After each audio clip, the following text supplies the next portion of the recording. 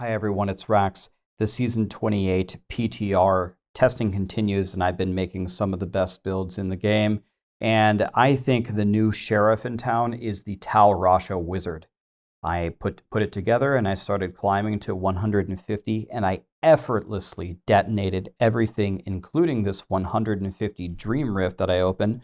This is the very first key that I'm going to plug, and I'm going to annihilate it in 6 minutes. And this is a build, if you're like a casual player, where you could definitely do your very first 150 solo next season right before Diablo 4 starts, unless Blizzard makes any changes to the seasonal theme.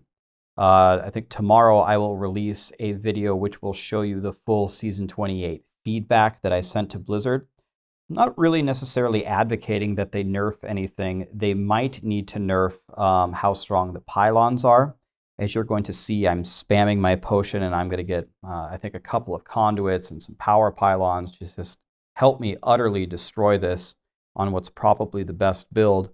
But even if they nerf this a bit, like for example, if they even disabled like Flavor of Time, I still think that you could do 150 on this build. Remember, I'm only Paragon 1400. I do not have perfect gear. I have augs, but they're not super high augs. You could definitely have better augs than me. And this was the first key that I opened. I plugged one key in 150, and I cleared it in 6 minutes. You could definitely get a better map than I got, and you could definitely do better than this. And with 9 minutes on the table, I really think a lot of you are going to clear 150 with this build.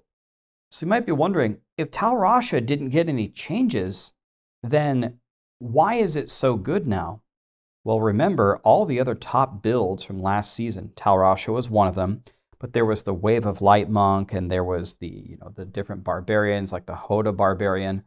All of those builds had a superpower from the seasonal theme, which gave it a ton of strength. Remember, the superpower last season for Rasha was the stupid Storm Armor power, which essentially did nothing.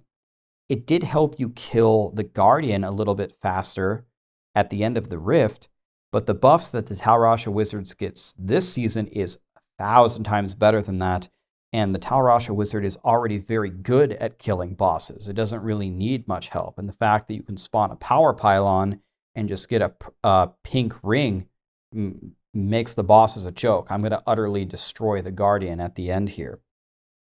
So this is why the Rasha Wizard looks so good. It was already at the top last season without a superpower, and now that the altar buffs it so much like every other build, that's why it's crushing. Tomorrow I'm going to try a Wave of Light. I actually already put it together, and I'm going to put them head to head to see which one's stronger. No matter which one wins, they're both going to easily crush 150, along with a lot of the other builds. One thing that we're probably going to be advocating for, which I'll talk about in the next video, is for them to potentially change the Spike Trap DH. And I think Woody, who obviously loves the DH, is very on board with this as well. Saw some of his feedback that he gave. But the problem is the Spike Trap DH is just more of the same thing that DHs already have. You spin around and you just auto-apply everything. This is essentially the same thing as the God DH, and it's the same thing as the Strafe Impale Brain Dead build that I made last season. Now, before you panic and you say, oh wait, Rax is going to get rid of my Spin to Win build next season, I literally hate that guy. No, I don't want to get rid of it. What I'm going to advocate for is they need to change the Spike Trap DH build to not be like that. It needs to be a different play style where you actually do something cool with the traps. But in order to compensate for it, I'm going to ask that they buff the God DH.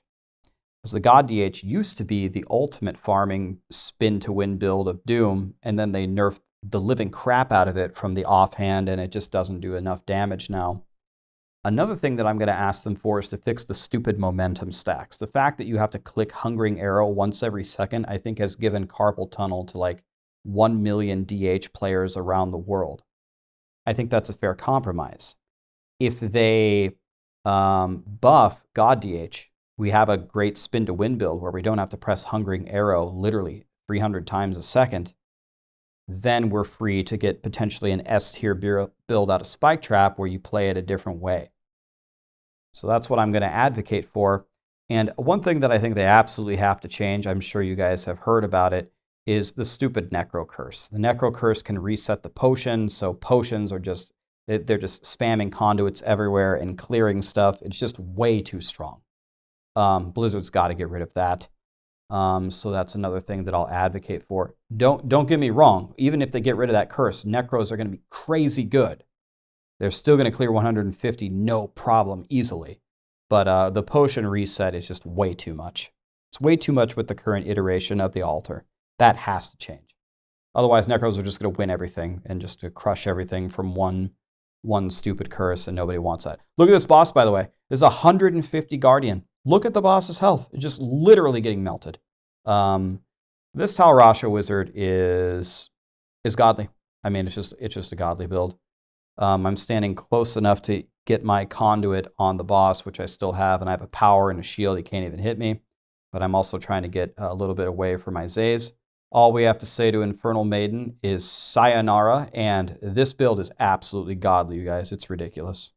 I'll make a guide for it again for this season so you know exactly how to play it. It's going to be crazy.